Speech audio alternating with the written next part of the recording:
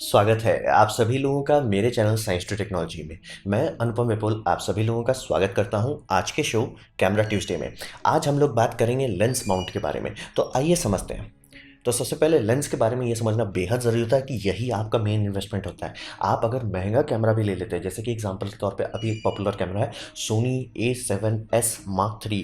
इस कैमरे का दाम है 3,50,000 के आसपास।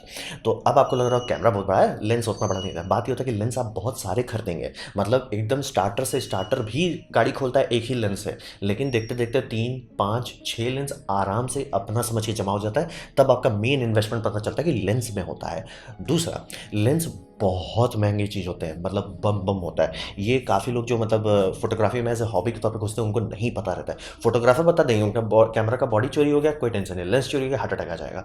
तो एग्जाम्पल के तौर पे एक लेंस है जो काफ़ी अच्छा लेंस है और हर कोई इस्तेमाल करना चाहता है और काफ़ी वर्सटाइल होता है, यानी कि इससे आप काफ़ी सारे काम काफ़ी अच्छे तरीके से कर सकते हैं। वो है 70-200 f2.8।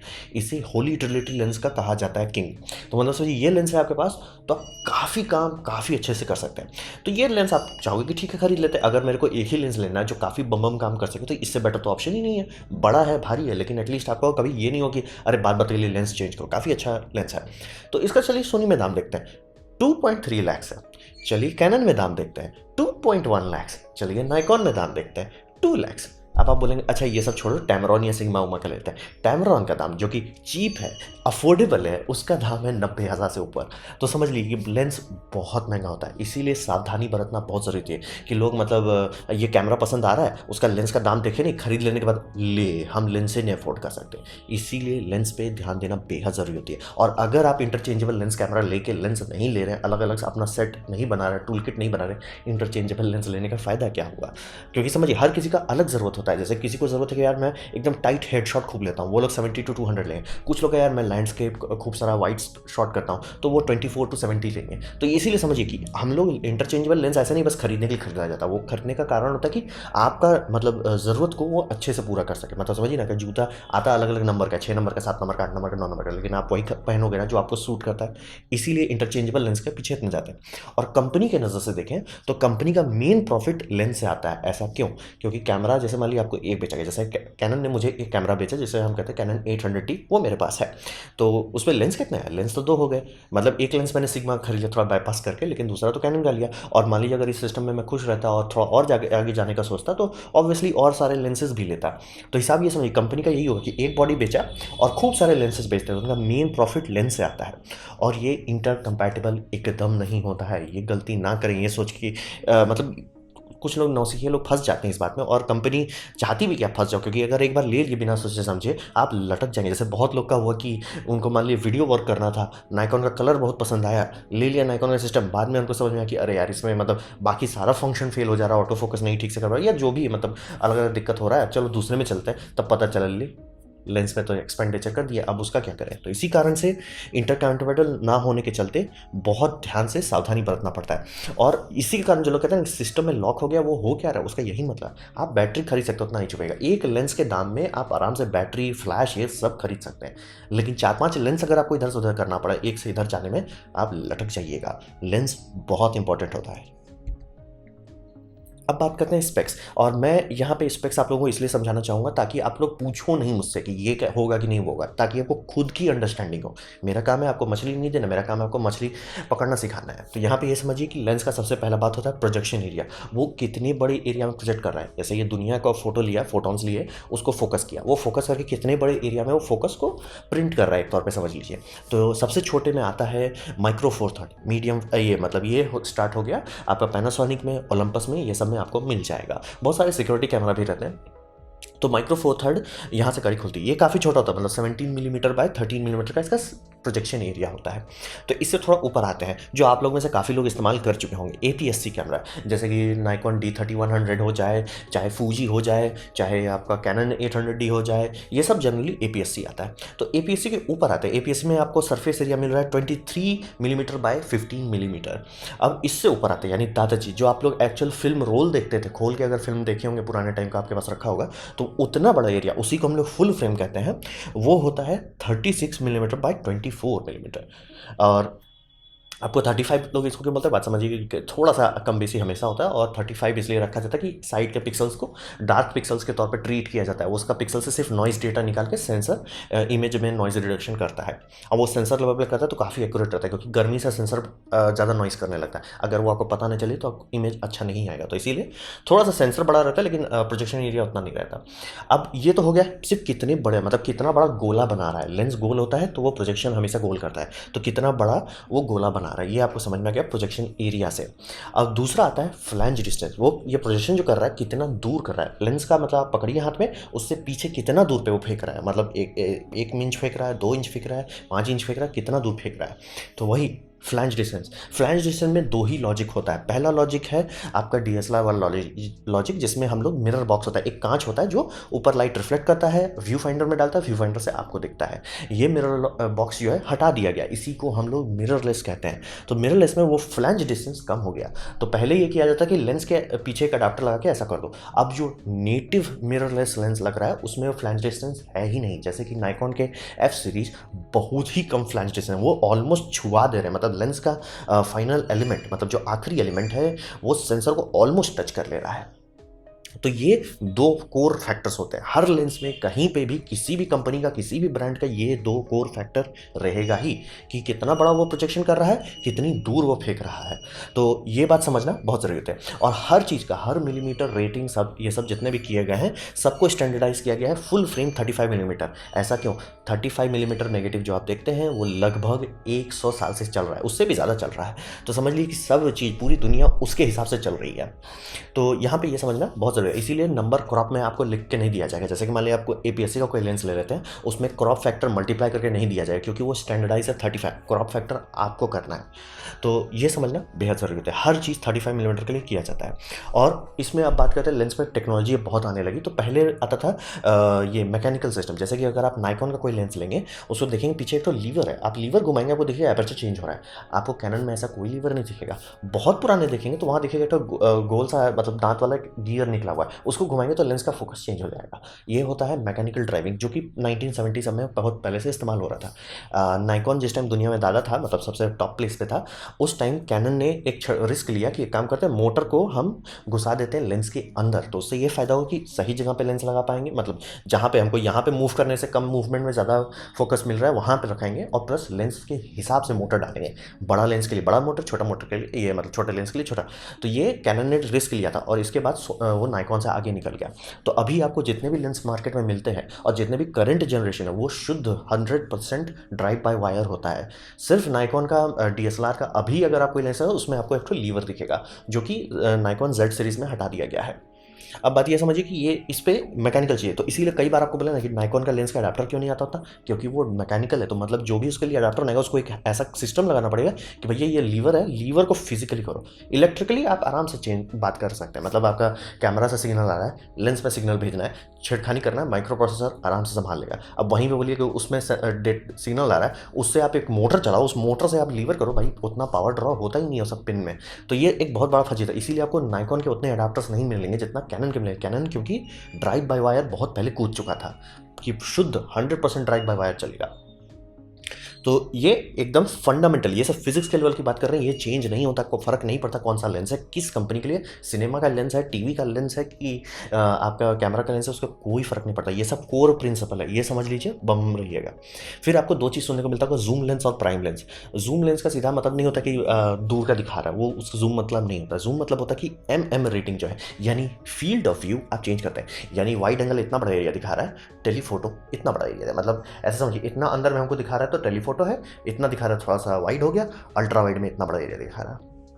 तो वैसे जूम का ये गलती मत करिए, तो क्योंकि कई बार लोगों को लगता है यार अल्ट्रा वाइड को जूम क्यों बोल रहे हैं। अल्ट्रा वाइड जूम का मतलब हो गया जैसे मान लीजिए 18:35 हो गया तो वो अल्ट्रा वाइड जूम लेंस हो आएगा। जूम का बस मतलब होता है एमएम चेंज होगा। तो ये हो गया पहला। और जनरली स्टार्टिंग टाइम में यानी अर्ली 2000 के आसपास लोग जूम से दूर रहना चाहते थे, क्योंकि जूम की क्वालिटी उतनी अच्छी नहीं होती थी, मतलब जो मिरर्स होते थे ग्राउंडिंग की जाती थी उतनी बम नहीं होती थी, तो खूब सारा फ्रिंजिंग होता था, क्रोमेटिक एबरेशंस होते थे, और प्लस डिस्टॉर्शन बहुत बम आता था। लेकिन आजकल के करंट जनरेशन में कंप्यूटर मॉडलिंग से जब लेंस बनाने लगे तब ये सब समस्या सॉल्व हो गया। तो अब जूम लेंसेज जो है प्राइम लेंस जितनी क्वालिटी देती है। अब प्राइम लेंस का खरीदने का दुकान होता है, प्राइम लेंस एक के लिए बनाया गया, तो उसमें डिस्टॉर्शन नहीं होता है, क्रोमेटिक एबरेशन नहीं, मतलब अच्छे से बनाई गई कंपनी की बात कर रहा हूँ। कोई आप दिखा दो यार ये सस्ता वाला मेरा टट्टी है, तो बात अलग है। लेकिन जनरली कंपनी अच्छे से बना सकती है ऐसा आपको प्राइम लेंस। तो कई बार स्पोर्ट्स फोटोग्राफर बम प्राइम लेंस लेते हैं जो कि 600 मिलीमीटर का प्राइम लेंस है। उतना बड़ा प्राइम लेंस क्यों लिया? बात यह जैसे मैंने क्रिकेट फील्ड में है और वहाँ पे आपका प्राइम लेंस होने से सब चीज़ फिक्स होता है, डिस्टॉर्शन नहीं आएगा। दूसरा, ऑटो फोकस बम करेगा। तीसरा, आपका एपर्चर बड़ा हो सकता है। तो ये सब कारण से कई बार स्पोर्ट्स फोटोग्राफर को जूम लेंस की जगह पे प्राइम लेंस लेंगे, लेकिन उसका बहुत महंगा था, करीब 6.5 लाख का एक लेंस आएगा, सस्ता वाला 12 लाख तक का भी जाता है। तो ये समझ लीजिए कि ये प्राइम लेंस हो गया और जूम लेंसेस हो गए। अब आपको लेंस में 3 चीज़ होता है कंट्रोल करने के लिए। नॉर्मल जूम लेंस का पहला जूम लेंस में तो जूम मिलेगा, वो प्राइम में आपको नहीं मिला। दूसरा होता है फोकस, आप फोकस कैसे करो, और फोकस भी ड्राइव बाय वायर हो सकता है या मैकेनिकल हो सकता है। और ये समझना ज़रूरी है कि ये ड्राइव बाय वायर और मैकेनिकल इंडिपेंडेंट होता है। जैसे कि पुराने कैमरा में अगर आप लेते हैं, जैसे कैनन का कोई ले लेते हैं जो डीएसएलआर में लगता है, उसमें पूरी तरह से ड्राइव बाय वायर होने के बावजूद भी मैकेनिकल ऑटो फोकस होगा। यानी कि आपको एक लीवर टुक करते हैं तो वो सीधे मोटर को ये डिस्कनेक्ट करके लीवर कनेक्ट कर देता है लेंस का हुड से, मतलब ये जो उसमें गियर रहता है उसको आप घुमाएंगे तब आपका लेंस बाहर आगे पीछे होगा। तो ये फोकस आपका मैकेनिकल का है। आजकल वाले लेंस में ये हटा दिया गया है। ये फोकस अब आप आराम से घुमाते रहो, कोई फर्क नहीं पड़ता, जब तक कैमरा चालू नहीं है वो काम नहीं करेगा। तो काफ़ी लोगों को पसंद आता है क्योंकि उसमें काफ़ी सारी सेटिंग्स, स्पीड बढ़ जाता है। साइड इफेक्ट ये होता है कि अगर आपका मतलब ऑटो फोकस एल्गोरिदम नहीं ठीक से काम कर रहा है तो उसको घुमाने में बहुत फंसी जाता है। और उसमें पता नहीं किसी इंजीनियर को ये आइडिया है कि एक काम करो उसमें एक्सेलरेशन डाल दो। जनरली मैनुअल फोकस के लिए लोग एकदम प्रिसाइज चाहते हैं कि भैया मैंने 45 डिग्री घुमाया, वो 10 मीटर आगे फोकस किया, वो हमेशा होना चाहिए। अभी है कि आप फटाक से घुमा दिए वो 20 मीटर कर देगा, धीरे धीरे घुमाए तो 2 ही मीटर करेगा, लेकिन ये क्या हो गया? तो इसीलिए काफ़ी लोग नहीं पसंद करते। आपको कई बार लेना, जो लोग प्रोफेशनल बहुत ऊपर रहते हैं वो बोलते हैं नहीं भैया हमको वो drive by wire auto focus नहीं चाहिए। वो उसी कारण है कि आप उसको कंट्रोल नहीं कर सकते। अब लोग समझ रहे हैं कि सॉफ्टवेयर में दिखा दिया जाता है कि 1:1 रेशियो दे देते हैं, बट समझ लीजिए कि एक फजीयत वो की। फिर एपर्चर, ये मतलब नेगेटिव के टाइम में ये एकदम ज़रूरी था। तो हर मतलब फिल्म के एसएलआर जितने आते थे सब में आपको एपर्चर का दिखेगा। जो पुराने लेंस पे कुट कुट कुट करते थे ये एपर्चर मिलता था, अब हटा दिया गया है। तो अब जाके आपको भले ही हो सकता है कि इलेक्ट्रॉनिकली एक रिंग है, वो रिंग में आप सेटिंग डाल सकते हो कि आईएसओ चेंज करो या एपर्चर चेंज करो। तो यही 3 चीज़ मिलता है। और आप सिनेमा में जाएंगे ये तीनों चीज़ आपको मैनुअली बाहर से कंट्रोल करने का मिलेगा। तो ये सब स्पेक हो गया फिजिक्स लेवल पे, ये चेंज नहीं होता है, ये लॉजिक हर चीज में सेम रहेगा। अब बात करते हैं समस्या क्या आता है जो आप और हमें झेलना पड़ता है। पहला ये है कि आप बड़ा लेंस को छोटे सेंसर में आराम से, अगर आपका प्रोजेक्शन एरिया बड़ा है तो उसे छोटे एरिया निकालने में कोई दिक्कत नहीं है, लेकिन छोटे को बड़ा नहीं किया जा सकता। ये बात एकदम सीधा सीधा समझ लीजिए। तो आप एक फुल फ्रेम लेंस लेते हैं, क्या उसे आप फुल फ्रेम में लगा सकते हैं? बम्बा। क्या उसे आप एपीएस में लगाते हैं? आराम से। क्या उसे आप माइक्रो फोर थर्ड में लगा सकते हैं? कोई दिक्कत नहीं है। लेकिन क्या इसका उल्टा कर सकते हैं कि माइक्रो फोर थर्ड का लेंस फुल फ्रेम में लगाइए? ऐसा नहीं होगा। ये समझिए, एकदम अच्छे से दिमाग में डालिए कि ऊपर से नीचे आ सकते हैं, नीचे से ऊपर नहीं जा सकते। आपको भले ऐसा मिल सकता है कि कैनन के मतलब ये बोल रहा हूँ, एपीएससी का लेंस आप फुल फ्रेम लगाएं, कैमरा चालू भी होगा, कैमरा काम भी करेगा, कैमरा फोटो भी खींचेगा। बस ये होगा कि कैमरा खुद ब खुद डिटेक्ट करेगा भैया एपीएससी लेंस पोत दिया गया है हमारे पे, वो क्रॉप कर देता है अपना सेंसर को। सेंसर में मान लीजिए आपका 36 मेगापिक्सल का है तो सेंटर का वो 24 मेगापिक्सल का ही फोटो आपको देगा। तो ऐसा आप कर सकते हैं। जैसे मान लीजिए कि आप अभी नया फुल फ्रेम का बॉडी खरीदना चाह रहे हैं और आपके पास नहीं है उतना पैसा कि लेंस ले सकें, आप ऐसा इस्तेमाल कर सकते हैं, लेकिन आपका क्रॉप हो जाएगा, रेजोल्यूशन घट जाएगा, तो ध्यान दें उसके बारे में। फिर माइक्रो फोर थर्ड में भी वही होगा कि आप माइक्रो फोर थर्ड तक आप लगा ही नहीं सकते। माइक्रो फोर थर्ड वालों के पास ऐसा ऑप्शन ही नहीं कि उनका फुल फ्रेम आता हो, तो वो तो ऑप्शन नहीं है। तो ये समझिए कि आप हमेशा बड़े को छोटे में पोत सकते हैं, छोटे को बड़ा में नहीं किया जा सकता। छोटे को बड़ा में करेंगे सीधा क्रॉप कर डालेगा। तो ये हो गया। दूसरा, आप जो भी अडाप्टर सोचते हैं, कुछ भी अडाप्टर हो, चाहे वो नाइकॉन का हो, चाहे कैनन का हो, चाहे फूजी के लिए अडाप्टर हो, अडाप्टर को कहीं लगाना पड़ेगा। तो ये जगह कहाँ है जहाँ आप लगा रहे हैं? ये है फ्लैंज डिस्टेंस। इसीलिए आप डीएसएलआर का लेंस मिररलेस में लगा सकते हैं, लेकिन मिररलेस का लेंस आप डीएसएलआर में नहीं लगा सकते। जैसे कि कैनन अभी तक 10x का फुल फ्रेम लेंस नहीं निकाला था, अभी पहली बार आर सीरीज़ के लिए निकाल रहा है, जैसे कि कैनन 24-240। अब आपको ये लेंस बहुत पसंद आता है और दाम भी बहुत ज़्यादा नहीं है, 70,000 के साथ फुल फ्रेम लेंस के हिसाब से वो बहुत सस्ता है। तो आप बोलोगे यार ये 10x का लेंस है, मैं लगा के बम हो जाना चाहता हूँ। आप बोले यार मेरे डीएसएलआर में लगेगा? नहीं, दोनों कैनन का होगा तब भी नहीं लगेगा, क्योंकि फ्लैंज डिस्टेंस बहुत कम है। मिररलेस के जितने लेंसेज बनाए जाते हैं वो ऐसे बनाए जाते हैं कि ऑलमोस्ट सेंसर पे छू रहे हैं, तो आप अडाप्टर लगाओगे तो लगाओगे कहाँ? तो इसीलिए डीएसएलआर का देखेंगे, डीएसएलआर में वो मिरर बॉक्स जो था उसके लिए लेंस ऐसे बनाए जाते हैं भैया तुम दूर प्रोजेक्ट करो, एटलीस्ट 2 इंच तक दूर प्रोजेक्ट करो, तो वो इंच का आपको जो जगह बच जा रहा है उस इंच के अंदर आप अडाप्टर डाल रहे हो। कैनन का जैसे RF का अगर देखेंगे, RF टू ये EF अडाप्टर जो देखेंगे, वो उतना मोटा चीज़ जा कहाँ रहा है, वो जा रहा है लेंस का फ्लैंज डिस्टेंस के बीच में, इसीलिए आपका फोकस मेंटेन रहेगा, इसीलिए आपका सारा काम करेगा। ये करना, इसी कारण से आप मिररलेस को DSLR में नहीं लगा सकते, लेकिन DSLR का लेंस आराम से अपना समझ के आप लगा सकते हैं। तो इसका फ़ायदा ये भी होता है कि जैसे कैनन का EF लेंस मार्केट में खूब है, तो बहुत सारे अडाप्टर स्पीड बूस्टर्स आपको मिलेंगे कि फूजी में आप उसको लगा दो। क्यों? क्योंकि फूजी मिररलेस है, तो उसको उतना फ्लैंज डिस्टेंस की ज़रूरत नहीं है, तो डिस्टेंस जो बच जा रहा है कि भैया इतना बैक फोकस करने की जगह पे वहाँ पे अडाप्टर डाल दो, बम बम खुश रहो। तो ये समझना बहुत ज़रूरी है। वहीं पे आप सोचेंगे कि यार मैं फूजी में सोनी का ई माउंट लगा सकता हूँ, नहीं होगा ऐसा। ऐसा क्यों? क्योंकि ई माउंट मिररलेस के लिए बनाया है, उसमें फ्लैंज डिस्टेंस है ही नहीं जहाँ पे आप अडाप्टर लगा सको, इसलिए DSLR मिररलेस में जाएगा, बम बम, मिररलेस DSLR में नहीं आएगा। ये बात समझना बेहद ज़रूरी है। तो यही है समस्या। तो अभी जितने लोग मिररलेस खरीदते हैं, जैसे मान लीजिए नया कैमरा खरीदते हैं, सोनी का लेते हैं, कैनन का लेते हैं या नाइकॉन का लेते हैं, उनके पास ये फ़ायदा होगा कि उनको दोनों माउंट मिल जाएगा। वो मिररलेस का सीधे सीधे लगा सकते हैं, DSLR का भी अडाप्टर के साथ लगा सकते हैं बिना दिक्कत के, क्योंकि उनका फिजिकल जगह है। और इसी कारण से अभी सब लोगों को मिररलेस ही लेना चाहिए, क्योंकि लेंस के ऑप्शंस मिलेंगे आपको। तो ये प्रॉब्लम आपको एकदम समझना ज़रूरी है। अब बात करते हैं तो आप और हम कर क्या सकते हैं। समस्या तो है, तो इसे सुलझाया कैसे जा सकता है। आप ये समझिए, सोनी का ई माउंट जो है, सोनी 8 साल पहले, 8 मतलब 9 हो गया अब, कहिए इसे बनाया था, मार्केट में उतारा था। सोनी इससे पहले भी ए माउंट बनाया था, वो उतना बम बम नहीं चला। तो ई माउंट जब बनाया गया था तो बात था कि सोनी का कोई खरीदता नहीं था कि भैया लेंस ही नहीं है। तो उस टाइम जोक बनता था, मतलब अगर आप पुराने टाइम का वीडियो देखेंगे, उस टाइम 2011-12 के आसपास का वीडियोस देखेंगे, उसमें सब लोग का जोक बन रहा था कि सोनी कैमरा बॉडी बनाएगा और लोग कैनन का लेंस लेंगे, क्योंकि सोनी बहुत पहले से ही बहुत अच्छे अच्छे वीडियो फीचर्स दे रहा है, बहुत अच्छे अच्छे। तो हिसाब ये था कि उस टाइम जो कि यही चलता था, लेकिन सोनी को ये था कि भैया मुझे मार्केट कैप्चर करना है। तो करे क्या, उन्होंने अपना लेंस माउंट का लॉजिक खोल दिया कि हम ऐसे ऑटो फोकस करते हैं, ये मेरा सिग्नल कमांड का बैक एंड फोर्थ होता है।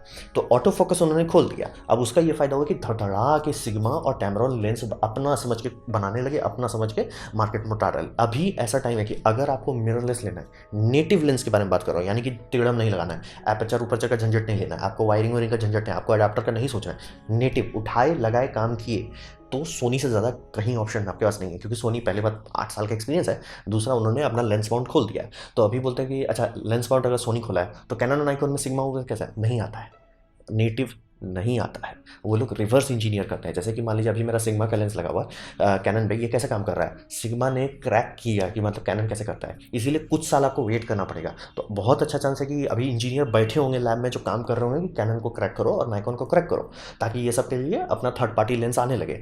लेकिन उसमें टाइम लगेगा और ऑटो फोकस कभी भी रिलायबल नहीं होगा, क्योंकि मतलब बहुत लोगों के साथ दिक्कत हुआ है। सिग्मा का बहुत बम लेंस आया कैनन के लिए, लेकिन लगाने के बाद लोग यार ऑटो फोकस बार बार रैंडमली ड्रॉप कर जा रहा है, क्योंकि समझ रहे हो, वो क्रैक करके बात करने की कोशिश कर रहा है। सोनी पूरा दे दिया, लेकिन सोनी ने एक काम किया कि भैया आपको हम ऑटो फोकस दे देंगे, लेकिन हम आपको ये नहीं देंगे, इमेज स्टेबलाइजेशन का डेटा नहीं देंगे। इसीलिए आपको सोनी का ई माउंट में इमेज स्टेबलाइजेशन नहीं मिलने वाला थर्ड पार्टी में, वो फर्स्ट पार्टी फीचर उन्होंने अपने लिए रिजर्व रखा हुआ है। तो ये हो गया सोनी। इसी कारण से आपको सोनी के सस्ते लेंस, मतलब जैसे मतलब 70 to 200 एटलीस्ट आपको 70 से 90 में मिलने लगा है, वो आपको किसी और में मिररलेस में फुल फ्रेम में नहीं मिलेगा। दूसरा, कैनन आर माउंट के पास सबसे बड़ा बेनिफिट होता है, कैनन का EF मार्केट शेयर बहुत ज़्यादा है, 45% अकेले बैठा हुआ है, बहुत बड़ा मार्केट शेयर, यानी बम बम लेंस उसके बिके हैं। तो इससे ये फायदा होता है कि आर माउंट में आप आराम से EF लगा सकते हैं, और वो नेटिव टू नेटिव स्टॉकिंग हो रहा है, तो कोई दिक्कत ही नहीं है, आप एकदम दिल खुश करके अपना इस्तेमाल कर सकते हैं फुल फ्रेम। तो मान लीजिए आपके पास कैनन का पुराना लेंस है, RF खरीद लेते हैं, अडाप्टर लगाइए, कैनन का खुद का फर्स्ट पार्टी, कोई टेंशन नहीं है, बम बम काम करेगा, कोई दिक्कत नहीं है। अब बात करते हैं कि छोटे सेंसर में, अभी तो हमने सिर्फ full frame to full frame बात कर रहे हैं, और ये आप नाइकॉन के साथ भी कर सकते हैं। नाइकॉन के लेंसेज नाइकॉन के मिररलेस में आराम से लगेंगे, क्यों? क्योंकि फ्लैंज डिस्टेंस है, वहाँ पे अडाप्टर पोता जा सकता है। अब बात करते हैं, ठीक है मेरे पास फुल फ्रेम लेंस है कैनन का और मैं ब्लैक मैजिक खरीदना चाहता हूँ या मैं फूजी खरीदना चाहता हूँ, तब आप क्या करें? अगर आप उसे सीधे पोत देते हैं, मतलब अडाप्टर लगा के, आप वेस्ट कर रहे हो लेंस का कैपेसिटी, क्योंकि ऑब्वियसली वो इतना बड़ा में प्रोजेक्ट कर रहा है, आप उसे बीच से काट के निकाल दे रहे हो, इतना एरिया का लाइट बर्बाद हो गया, डार्क आने लगेगा इमेज। तो इसी कारण से स्पीड बूस्टर का इजाद किया गया है। स्पीड बूस्टर क्या करता है, उतना बड़ा प्रोजेक्शन लेता है, उसे फोकस करता है, फोकस करके आपको स्पीड बूस्टर मिलेंगे, जो मतलब समझिए लेंस का बहुत बड़ा एरिया उसको फोकस करके डाल दे रहा है, और इससे क्वालिटी बहुत अच्छी हो जाती है। लेकिन ये हमेशा बड़े लेंस को छोटे में कर सकता सकता है, ये बात समझना बेहद ज़रूरी होता है। तो मान लीजिए अगर आप APS-C लेते हैं तो उसे फूजी में आप नहीं लगा पाएंगे, उसे आप इसमें ब्लैक मैजिक का माइक्रो फोर थर्ड में लगा पाएंगे। और वहीं अगर आप फूजी में ऐसा स्पीड बूस्टर चाहेंगे तो सब लोगों को बोले भैया फुल फ्रेम कर दो, तब जाके इसमें स्पीड बूस्टिंग की जा सकती है। तो ये समझना बेहद ज़रूरी होता है। और सबसे ज़्यादा अडाप्टर आपको शांति से कैनन का ही मिलेगा। नाइकॉन का नाम मिलने का बहुत कारण है, उसमें सबसे बड़ा एक नौटंकी वाला कारण है कि उनका जो एपर्चर का लीवर है, लीवर के लिए मोटर बनाना पड़ता है। मोटर महंगा पड़ता है माइक्रो प्रोसेसर के कंपेयर में, और प्लस उसके लिए पावर ड्रॉ मैनेज करना पड़ेगा, क्योंकि मान लीजिए अगर ज़रूरत से ज़्यादा पावर ड्रॉ मार दिया, वो कॉन्टैक्ट पिन से आपका कैमरा का सेंसर उड़ा डालेगा। मतलब सेंसर नहीं उड़ाएगा, वो जो उसका चिप है जो कॉन्टैक्ट कर रहा है वो उड़ जाएगा, तो फिर आपका नॉर्मल लेंस भी नहीं काम करेगा। इसी कारण से नाइकॉन का उतना आपको एडाप्टर्स नहीं मिलेगा। ऐसा नहीं कोई है ही नहीं, बस बहुत कम है। हैरान हो जाएगा, मतलब आपको अमेजोन पे देखिएगा 25 नाइकॉन का ऑप्शन आएगा, 150 कैनन का ऑप्शन आएगा। तो वही समझिए, ये समझना बहुत ज़रूरी है। और कभी भी अगर आप ऑटो फोकस पे भरोसा कर रहे हैं, आपकी रोजी रोटी आ रही है ऑटो फोकस पे, गलती से भी एडाप्टर वाला काम ना करें। ये सब वीडियो वालों के लिए अच्छा रहता है जहाँ पे वो लोग मैनुअल फोकसिंग करते हैं। लेकिन अगर आपको ऑटो फोकस पे भरोसा करना है, शांति से फर्स्ट पार्टी लीजिए, उसके सिवा कुछ ना लें।